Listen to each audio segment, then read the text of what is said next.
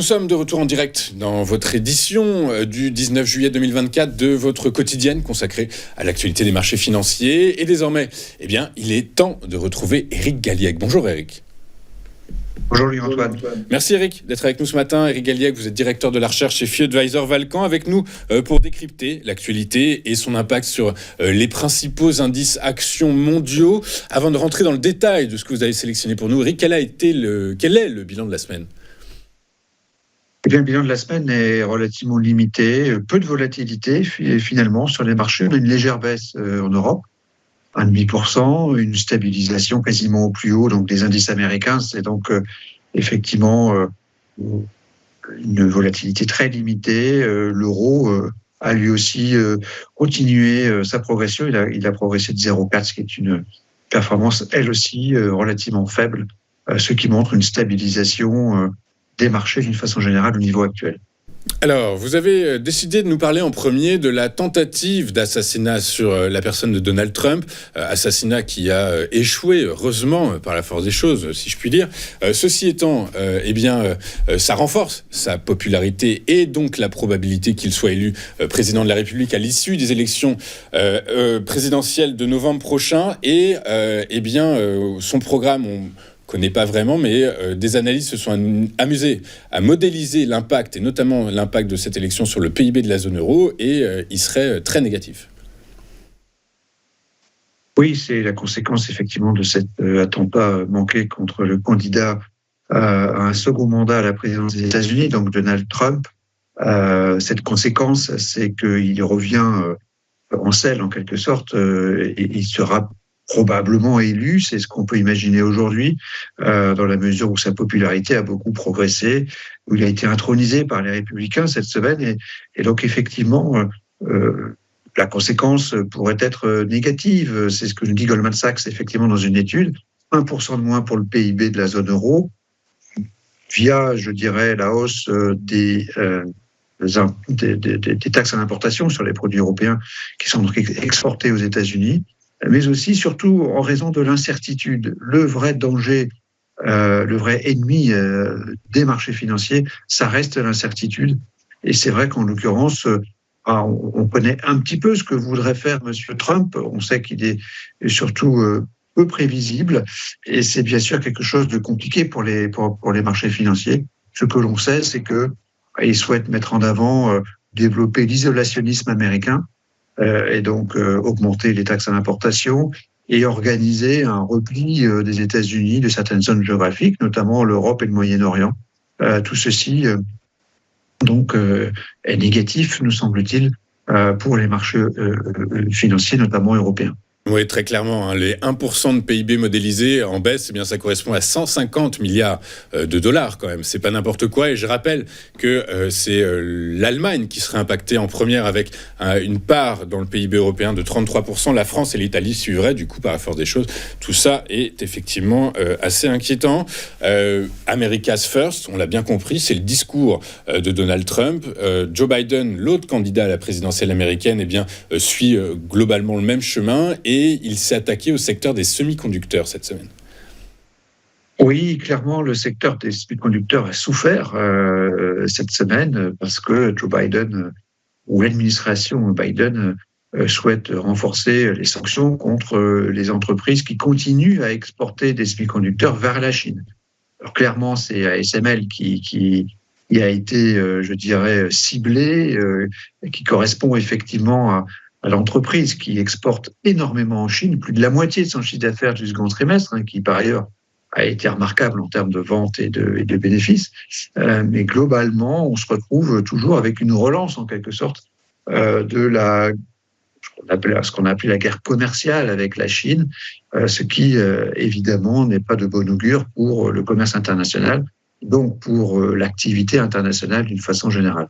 Activité internationale qui est également impactée par les mauvais résultats de l'économie chinoise et inévitablement, c'est le secteur du luxe qui en pâtit principalement. Les entreprises du luxe qui publient actuellement, ne publient pas de bons résultats, si j'ai bien compris. Oui, on a eu cette semaine une avalanche en quelque sorte de publications sur le secteur du luxe comme sur d'autres entreprises, bien sûr. Et sur le luxe, ça a plutôt été négatif. Alors, on a eu, par exemple, le groupe Richemont, Hugo Boss, on a eu Swatch, on a eu aussi Burberry. Donc, tout ceci, toutes ces publications ont un facteur commun, c'est une baisse de l'activité en Chine, des baisses qui sont parfois impressionnantes. Burberry a publié une baisse de 21% de ses ventes sur 3 mois. La Chine, Macao et Hong Kong ont baissé de 27%, je crois, chez Richemont. C'est donc véritablement une baisse très importante, ce qui montre que ce secteur qui a connu ses heures de gloire récemment souffre beaucoup. Il est quand même sensible à la conjoncture économique. C'est quelque chose qui nous a toujours semblé relativement clair. Et donc, on se rend compte que le pouvoir d'achat, même des ménages ou des personnes les plus privilégiés, les plus riches, souffrent dans les périodes de récession, les périodes de ralentissement économique. Et donc, ça pourrait continuer à affecter ce secteur qui est donc ce qui constitue donc un élément négatif à nouveau pour cette semaine. Oui, mais last but not least, quatrième point négatif que vous mettez en avant cette semaine, c'est le nombre de défaillances d'entreprises en France qui atteint des niveaux jamais vus depuis l'exercice 2020. Ça continue, effectivement. On a confirmation d'un nombre élevé de défaillances parmi les ETI, PME françaises. C'est lié, bien sûr, à la fin, je dirais, des mesures qui avaient été mises en place pendant la période de la crise sanitaire. On se retrouve donc aujourd'hui à des niveaux de défaut, des niveaux de faillite qui retrouvent les niveaux de 2019 et qui le dépassent. Ce qui montre que en France, on a quand même un problème de solvabilité d'entreprise actuellement, ce qui, bien sûr, constitue à nouveau une nouvelle négative, une activité négative pour cette semaine, clairement rouge. Oui, très clair, -4, c'est ça. -4, c'est la note la plus mauvaise qu'on peut attribuer, suivant donc notre veille hebdomadaire des marchés financiers et l'interprétation que nous faisons de cette actualité pour la noter. Cette note de -4, elle reflète effectivement des éléments négatifs qui concernent la politique, donc le retour de la politique et de la géopolitique, qui concernent les entreprises et qui concernent la dimension financière donc du suivi que nous faisons de cette actualité avec donc ces faillites nombreuses d'entreprises françaises, qui bien sûr est une mauvaise nouvelle. Donc, total, beaucoup de mauvaises nouvelles cette semaine. Il y en avait d'autres. Il y a eu différents indicateurs américains qui montrent que l'économie ralentit. Il y a eu aussi le FMI qui nous a rappelé que les risques à court terme étaient mal orientés sur la conjoncture économique mondiale.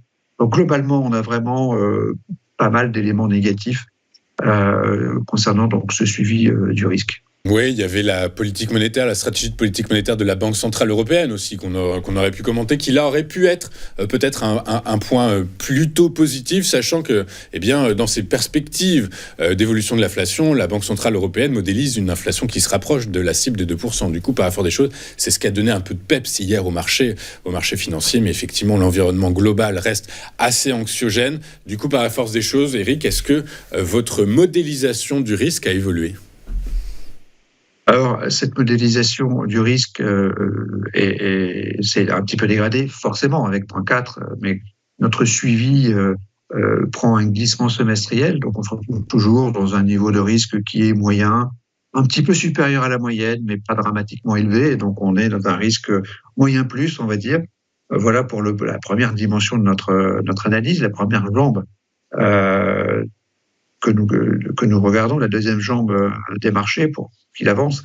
Ce marché, c'est la dynamique des prix et c'est donc nos indicateurs stratégiques qui sont à l'achat, toujours à l'achat sur les grands marchés mondiaux, avec donc des spread momentum, donc un indicateur technique qui fait la balance entre les titres en tendance haussière et ceux en tendance baissière, qui demeurent très favorables.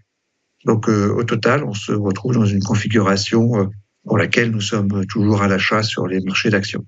Ok, très clair. Écoutez, merci beaucoup Eric de vos analyses, de votre point de vue, de votre œil. Je rappelle que vous êtes directeur de la recherche chez FiAdvisor Valcan avec nous tous les vendredis pour nous expliquer comment évoluent les indices et surtout quelles sont les actualités qui ont eu un impact particulier sur l'évolution des indices actions mondiaux. Merci beaucoup Eric d'avoir été avec nous ce matin. Je vous donne rendez-vous la semaine prochaine. Et de notre côté, on marque une dernière courte page de publicité et je vous retrouve dans un instant pour la suite et la fin de cette édition du 19 juillet. À tout de suite sur TV Finance.